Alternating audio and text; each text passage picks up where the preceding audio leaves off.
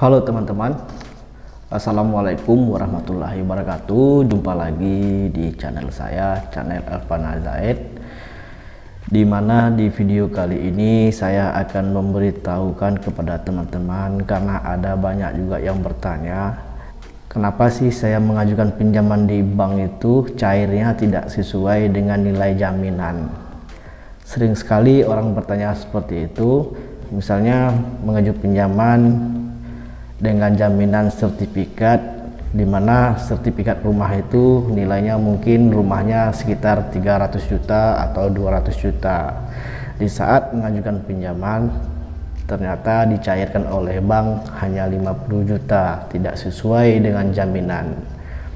Kenapa demikian? Saya akan bahas di sini. Saya kasih tahu kepada teman-teman kenapa begitu, kenapa bank mencairkan segitu. Buat teman-teman yang baru bergabung, setelah nonton video ini nanti, jika suka jangan lupa memberikan like dan subscribe-nya, dan aktifkan juga lonceng notifikasinya biar tidak ketinggalan dengan update-update terbaru dari video saya.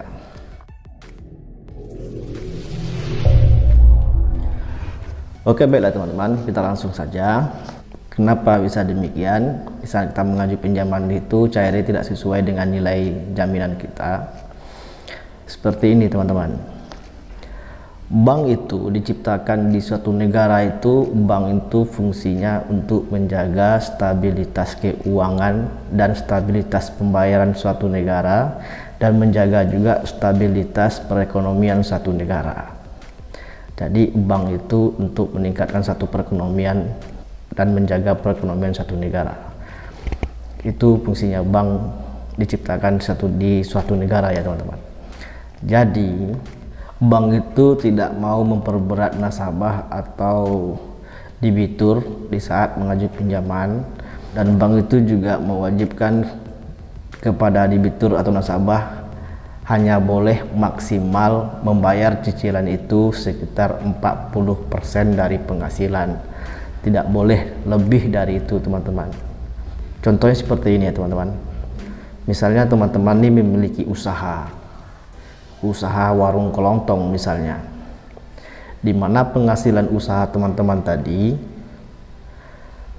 saya anggap saya pukul rata aja, hasil bersihnya itu satu bulan itu dari warung itu 6 juta penghasilan teman-teman tadi.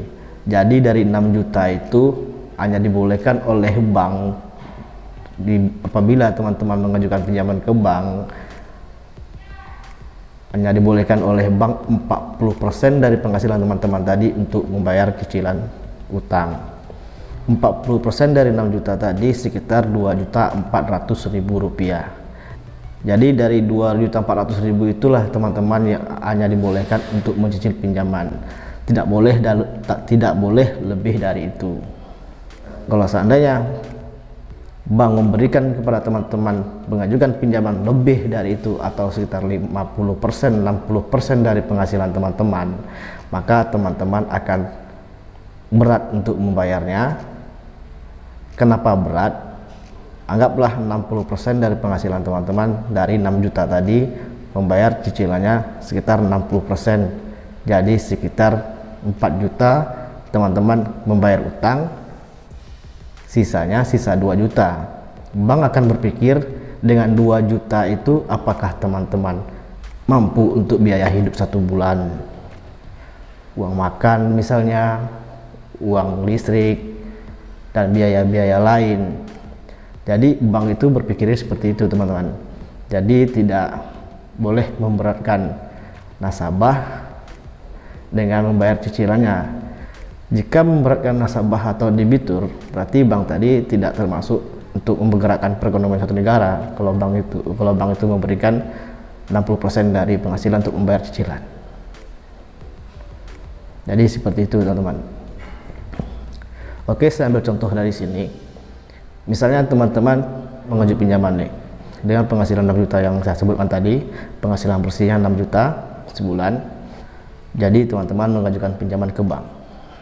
Jadi 40% dari 6 juta tadi kan 2.400.000. Jadi pinjaman berapa yang teman-teman dapat dengan cicilan 2.400.000? Saya ambil contoh di sini. Oke, kita buka brosurnya, tabelnya. 2.400.000 cicilan sebulan itu, jika teman-teman mengajukan pinjaman 80 juta dalam jangka waktu 3 tahun, teman-teman masih bisa, karena cicilan sebulannya sekitar 2.433.000. Jadi bank bisa mencairkan 80 juta dengan 40% penghasilan teman-teman tadi. Atau juga teman-teman bisa mengajukan pinjaman dengan jumlah 120 juta tapi dalam jangka waktu 5 tahun. Cicilan per bulannya itu 2.319.000, mendekati 2.400.000. Jadi teman-teman bisa mengajukan pinjaman 120 juta dengan cicilan per bulan 2.319.000 dalam jangka waktu 5 tahun. Jadi dengan penghasilan 6 juta per bulan tadi, walaupun teman-teman jaminannya sertifikat rumah, di mana nilai rumahnya tadi mungkin sekitar 200 juta, jadi bank tidak akan mencairkan pinjaman dengan jumlah jamin pinjaman, walaupun jamin pinjaman itu nilainya 300 juta, 200 juta atau 300 juta, karena bank melihatnya dari penghasilan teman-teman tadi. Karena penghasilan bersih teman-teman dalam waktu sebulan itu 6 juta, jadi bank hanya bisa mencairkan pinjaman 80 juta dengan jangka waktu 2 tahun, dalam jangka waktu 3 tahun, dan 120 juta dengan waktu 5 tahun. Jadi seperti itu penjelasannya teman-teman, kenapa bank itu mencairkan pinjaman kita tidak sesuai dengan jaminan, karena bank itu tidak mau memberatkan nasabah atau debitur di saat membayar cicilan. Itu maksimal ya teman-teman, 40% dari penghasilan, tidak boleh lebih dari itu. Terkadang bank malah memberikan di bawah itu, karena bank lebih mempertimbangkan kepada lebih baik teman-teman itu membayar cicilan itu lebih ringan, karena kalau ringan kan teman-teman merasa enteng untuk membayarnya, jadi lancar. Jadi disitulah penjelasannya teman-teman. Semoga teman-teman jelas dengan penjelasan saya dan jadi tahu kenapa bank itu memberikan pinjaman tidak sesuai dengan jaminan. Semoga bermanfaat video ini buat teman-teman semuanya. Jika bermanfaat, jangan lupa teman bagi-bagikan kepada teman lain, share video ini biar kita sama-sama berbagi informasi kepada teman-teman lain. Terima kasih buat teman-teman semuanya. Wassalamualaikum warahmatullahi wabarakatuh. Bye bye teman-teman.